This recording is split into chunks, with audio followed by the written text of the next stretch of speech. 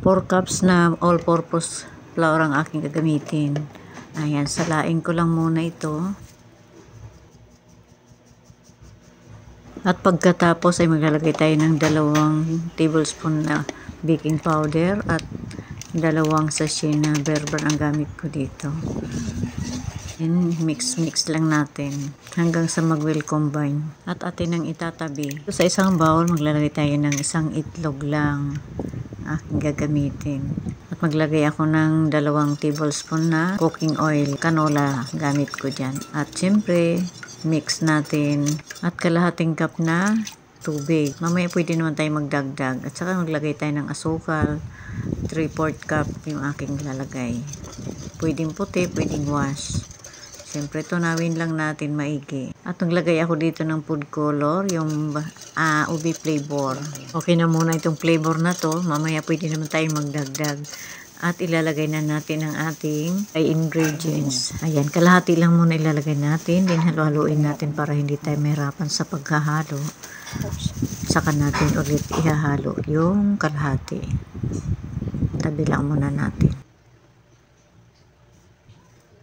Ayan, medyo malabnaw pa yung ating pagkakulay ube. Ako mamaya magdadagdag na lang. Lagay na natin yung natitira pang dry ingredients. At pag sa tingin nyo kulang naman ng tubig, dagdagan nyo na paunti-unti lang. Para hindi naman mabigla. Ngayon kung nasobrahan naman, magdagdag din kayo ng konting harina. Nakapagdagdag na nga pala ako dito ng food color na ating ube. Ayan, okay na ito. I-rest lang muna natin kahit mga 15 minutes. Ito gagamit ako ng large na ice cream scooper para mas mabilis. Mas gusto ko yung ganitong gagawin ko. Tapos bibilugin lang natin, set aside. Tapos pwede naman ubusin nyo, pwede naman hindi. At ako'y maglalagay na ng sesame seed. Nilulubog natin sa tubig para kumapit yung ating sesame seed. Ituloy lang natin hanggang sa matapos. At pagka paninda nyo talaga, panbinta, kailangan talaga lagi kayong may sukatan para pantay-pantayan laki. Para hindi na kayo mahirapan mag-isip kung magkano nyo bibinta. Pantay ang presyo.